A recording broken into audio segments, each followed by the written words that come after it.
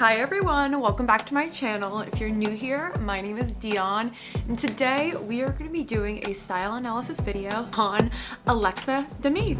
So if you are living under a rock and you don't know who Alexa Demie is, and before you correct me on how I'm saying it, I watched a couple of her videos and I'm pretty sure I'm saying it right. She plays Maddie on the HBO show Euphoria, and she has just like become the it girl in the past 2 years, and I got a couple of requests for doing a style and analysis on her, so that's what we're gonna do. Before we get into it, please make sure you subscribe to my channel because I do post videos every Thursday. My upload schedule might be a little kooky going forward, but I'm gonna work it out. But definitely subscribe to my channel because on my community tab, I'm always letting you know what's happening, what's going on. You guys can vote of what you want to see from me, all that jazz. And without further ado, let's get into it. Today's look is like partially inspired by like a Maddie from Euphoria look. She does like a little beret thing. I don't know, just saying. Right, so in this video, we are gonna be looking at her style evolution, influences and tenets of her style, as well as to emulate and thrift her style. Alexa Demie is an LA native and a Mexican American. Her mom is like first generation and she grew up speaking Spanish in her house. And her mom was actually a makeup artist. And somewhere I read that her grandfather is Dennis Wilson from the Beach Boys.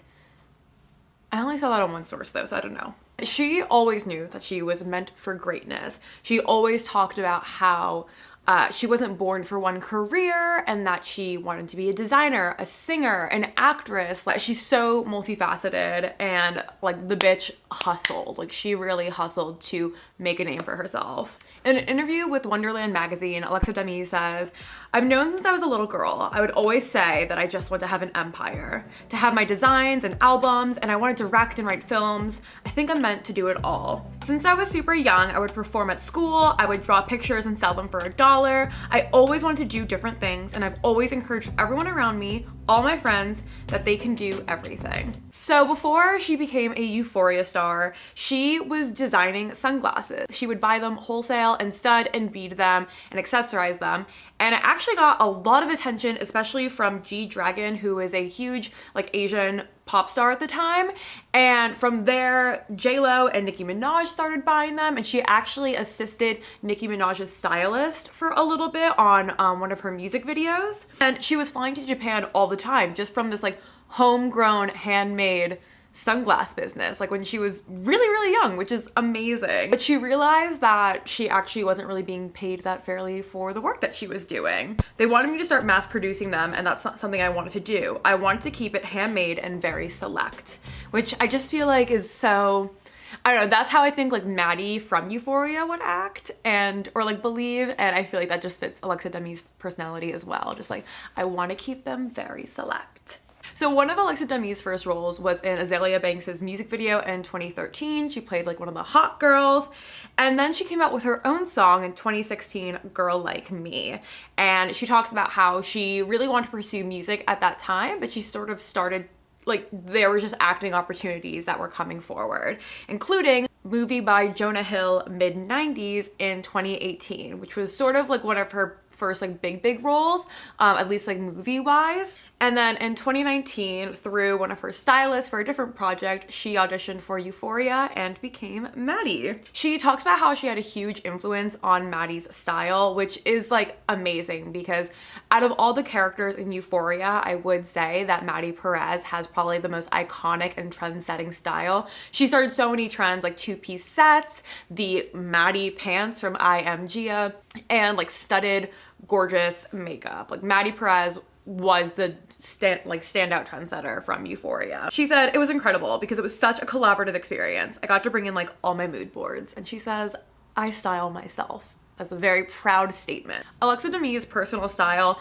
you can kind of see in like a lot of different influences. She does a lot of sort of old Hollywood glamour shoots and styles. And then she also has this other aspect of her, which is very streetwear, especially now that she is a Balenciaga girl.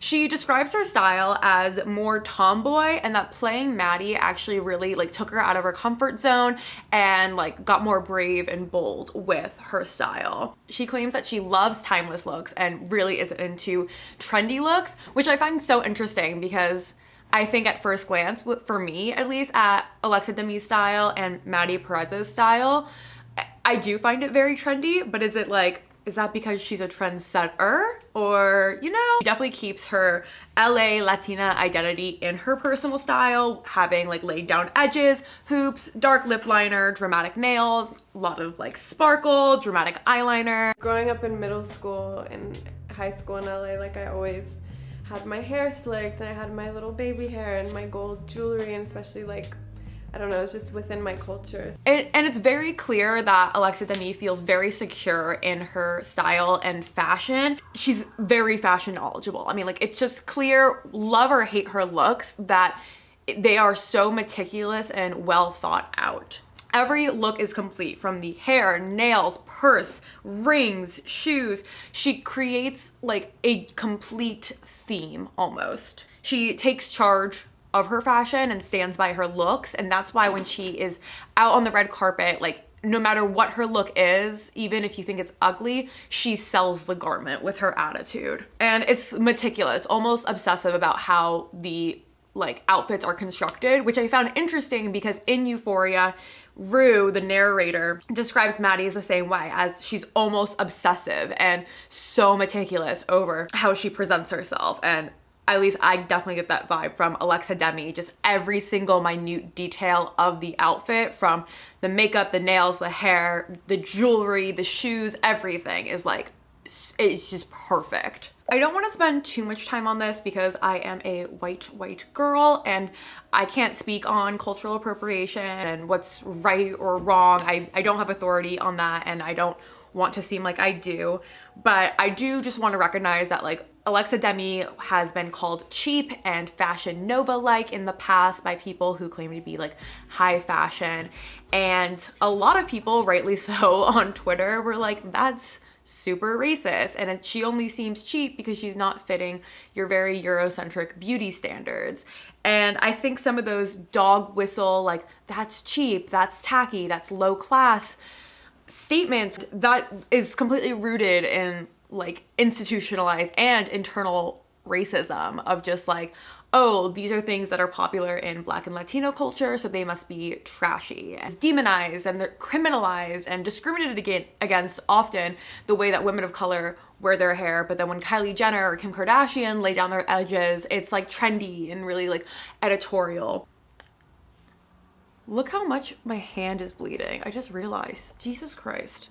Alexa Demie said in an interview on the A24 podcast, speaking about auditioning for the role of Maddie, it was really hard because I feel like a lot of the lead roles I would go out for would go to a blonde hair, blue-eyed girl. Even for Maddie, I think some people saw her as that. They didn't really see her as me, so I had to go in and prove myself. And she definitely like talks about how she wants to avoid the spicy Latina role and is very picky about the roles that she does take, so she has like good representation. So those two things coincided, her being called cheap and like having to fight as a Latina woman in the industry to not only get roles, but get roles that are positively represented. When we're talking about Alexa Demie's style, we also have to talk about how her culture plays a part in her beauty and style and everything.